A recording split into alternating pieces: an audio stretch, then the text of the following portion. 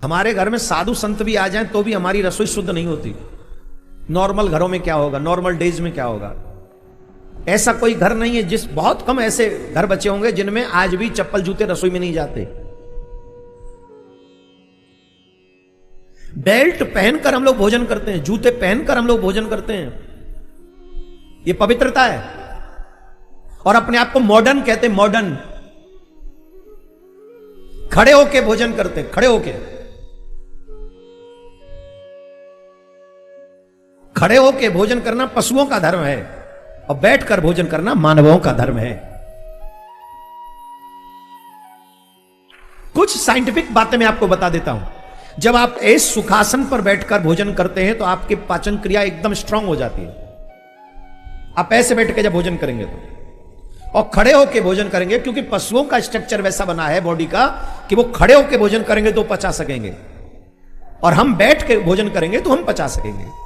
दुर्भाग्य देखिए, मानव बनकर आए हैं, पशुओं जैसा व्यवहार करते हैं। चमड़ा शुद्ध होता है क्या? शुद्ध। जोर से बोलो। अशुद्ध। भाई लोग कभी बेल्ट उतारते हैं भोजन करने से पहले, जो पेंट में बांध रखी होती है? जवाब दो। इवन कितने लोग तो अभी भी पेंट पहन के बैठे हैं और बेल्ट बांध के बैठे हैं, और वो बेल्ट चमड़े की होगी। कर क्या रहे हैं? बोले कथा सुन रहे हैं। अभी शुद्धता है क्या? शुद्धता है? जवाब दो। और एक जगह में कथा करने गया, वहां जूतों को नीचे रख के आसन बना के उनके ऊपर बैठ के कथा सुन रहे। अरे राम राम राम राम। तो हम कहां थे? हम शुद्धता की बात करें। शुद्धता है माता बहन रसोई में चप्पल जूते पहन के रोटी बनाती है और फिर कहती मेरे पति की ना बुद्धि शुद्ध नहीं रहती। किस किस देवी को लगता है कि मेरे पति की बुद्धि ठीक नहीं है? जिन जिन को लगता है मेरे हस्बैंड की बुद्धि ठीक नहीं, हाथ उठाओ। अब पति देख रहे हैं इधर, कहीं मेरी वाली तो नहीं उठा रही हाथ। और हर पति को पता है कि उनकी बुद्धि कैसी है। देखो, पति की बुद्धि खराब करने में, बच्चों की बुद्धि खराब करने में हमारी रसोई का बहुत बड़ा हाथ है। आप लोगों ने एक कहावत सुनी होगी, जैसा खाओगे अन्न वैसा होगा। तो अन्न कैसा खा रहे हो ये सोच समझ के आपको बात करनी पड़ेगी। इसमें पवित्रता, रसोई में पवित्रता बहुत जरूरी है। हम आग्रह कर रहे हैं, आप हमारे आग्रह को स्वीकार करिए। रसोई में चप्पल जूते नहीं जाने चाहिए। रसोई में झूठ बिटार। कितने लोग ऐसे प्लेट लेके रसोई में खड़े होके खा रहे होते हैं। पत्नी वहीं रोटी सेक रही है, पति वहीं ठाड़ो भैंसा की तरह वहीं खा रहा हो। तू को है, भगवान ने मानव बनाया, तू बैठे खा ले, वहीं ठाड़ो रसोई में ही। अच्छा, पत्नी इसलिए सुखी है कि मुझे अब इसको देने नहीं जाना पड़ेगा, और पति जो हमारे सुखी है कि वो चूल्हे पे तो उतर उतर के मिल रही है। दोनों ही खुश है। ये भूल गए कि रसोई अशुद्ध हो गई, झूठी हो गई। अरे हमारी माताओं से पूछो, पहले रोटी को वस्त्र से ढक के रखते थे, किसी की नजर न पड़ जाए। दो तीन चीजें हमेशा पर्सनल होनी चाहिए, बहुत छुपी हुई। एक भोजन, ध्यान से सुन लो, कोई नहीं बताएगा तुम्हें आज के जमाने में, इसलिए कहता हूं बच्चों को लाया करो कथा सुनाने। एक तो बच्चों को लाते नहीं हो, एक आध आ भी जाए तो वो मोबाइल में लगे रहते हैं। फिर कहते मन नहीं लग रहा था। मन कहां ते लगे हुए? लगे तो रहती है मोबाइल रूपी जी जा में तेरो मन। या मोबाइल छोड़ा पीछे जब न मन लगे। जो यहां आए, मैं उनसे नहीं कह रहा हूं, आप सब तो देवी देवता, मैं तो उनसे कह रहा हूं जो यहां नहीं आए। मैं कहां था? दो तीन चीजें बहुत छुपा के रखनी चाहिए। पूछो क्या? पूछो कौन कौन सी चीज छुपा के रखनी चाहिए? भोजन छुप के करना चाहिए। किसी को भी यह ना पता चले कि तुम भोजन में क्या क्या खा रहे हो। गरीबी भी छिप जाएगी, अमीरी भी छिप जाएगी। भजन भी छुप के करना चाहिए। आप कितना भजन करते हो, दुनिया में ढिढोरा पीटने की कोई आवश्यकता नहीं। जितना भजन छुपा हुआ होगा उतना ही आपके लिए पावरफुल होगा, जितना छुपा होगा। हमारे विद्वान लोग जानते हैं महाराज, गायत्री मंत्र को मुख से बाहर नहीं निकालना, होठ नहीं हिलने चाहिए गायत्री जाप करते समय। इतना इंटरनली वो जाप होना चाहिए उसका। और जितना ऐसे गुप्त इसका जाप होगा, गुरु मंत्र का भी ऐसे जाप करना चाहिए। पहले जोर जोर से, पहले इसलिए बोलते हैं उसकी प्रैक्टिस हो जाए, और प्रैक्टिस होने के बाद फिर मुंह से भी नहीं बोलना।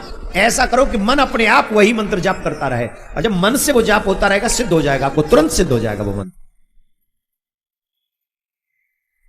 भोजन छिप के करें, भजन छिप के करें, पैसा छिपा के रखें और स्त्री को पर्दे में रखें। अब इस बात से थोड़ा सा, पर्दे माने ज्यादा स्त्री का प्रदर्शन, हमारे घर की बहन बेटियों का प्रदर्शन हमको नहीं करना चाहिए। अब इस बात को लोग लाइक नहीं करेंगे, आखिरी वाली को, तीनों को तो शायद कर भी ले,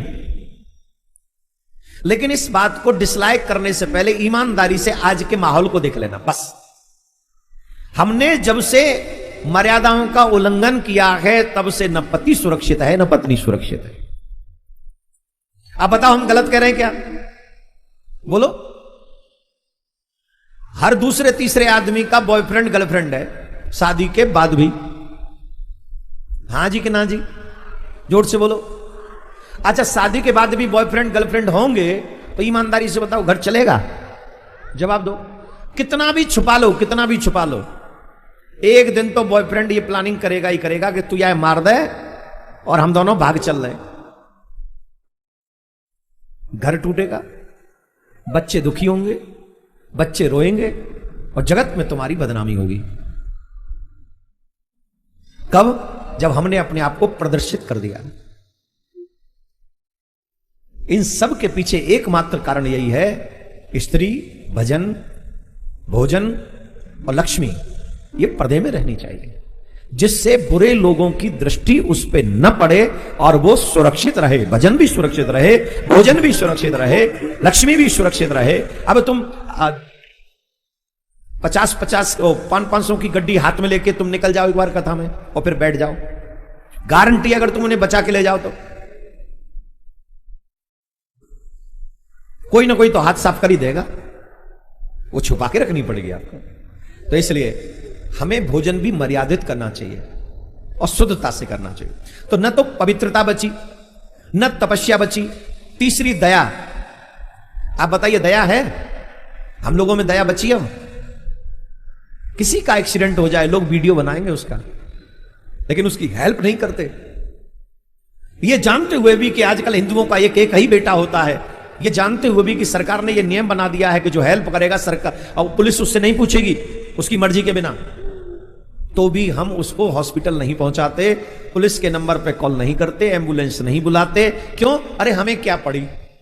मैं तो आपसे हाथ जोड़ के प्रार्थना कर रहा हूं, अगर सनातनी किसी बच्चे का एक्सीडेंट हो गया हो, प्लीज अपने 10 काम छोड़कर कम से कम एक एम्बुलेंस वाले को फोन कर दें। अगर हॉस्पिटल पास में हो तो उसे वहां पहुंचा दें। क्या पता तुम्हारे छोटे से प्रयास से किसी के घर में अंधेरा होने से बच जाए। यह कार्य आप अवश्य, हमारा आग्रह है, हमारे आग्रह को स्वीकार कर। पर कलयुग है, न तप बचा, न दया बची, न पवित्रता बची। अब तो एक ही चीज बची है, क्या? दान। क्या बचा है? दान। और दान ही के कारण धर्म आगे बढ़ रहा है। जब मानव धर्म कर रहा है, दान कर रहा है। अब तो देखो, किसी ने दान नहीं दिया होता तो ये पंडाल नहीं लगता, ये सुंदर आयोजन नहीं हो रहा होता, और यहां पर जो सुंदर सुंदर भजन आप लोग कराते रहते हैं, कीर्तन कराते रहते हैं, जागरण कराते रहते हैं, ये बिना किसी के दान के होगा क्या? अच्छा, कई लोग कहते ही रहते हैं इतने इतने कथाओं में खर्चा करने से क्या लाभ? क्या लाभ? ये तो जिसे लाभ मिला हो उससे पूछो। जो लोग ये कहते हैं कि कथाओं में इतना खर्चा करने से क्या लाभ, उन महान आत्माओं को एक बार बॉलीवुड वालों से पूछना चाहिए कि 400 करोड़ की 200 करोड़ की फिल्म बनाने का क्या लाभ, समाज को इससे मिला क्या? इस कथा ने दिया, यहां लोगों के बच्चों के माथे पे तिलक दिख रहा होगा आपको कईयों के, ये किसने दिया? सत्संग ने दिया। गले में तुलसी दिख रही होगी, किसने दिया? कथाओं ने दिया। कई लोगों ने गलत रास्ते, मदिरा छोड़ दी, शराब छोड़ दी, मांस छोड़ दिया, उल्टे सीधे काम छोड़ दिया, किसने दिया? सत्संग ने दिया। मूवियों ने क्या दिया? चोरी कैसे करनी है वो आइडिया दिया, झूठ कैसे बोलना है ये आइडिया दिया, स्कूल में कॉलेज में लड़कियां कैसे छेड़नी है ये आइडिया दिया, घर छोड़ के कैसे भागना है ये आइडिया दिया, बाप के साथ फ्रॉड कैसे करना है ये आइडिया दिया, और किसी का मर्डर कैसे करना है ये आइडिया दिया। सारे गलत आइडिया इस मूवी ने दिए हैं, इसलिए ये मूवी सेंटर को ही मार देना चाहिए, ऐसा हमको लगता है।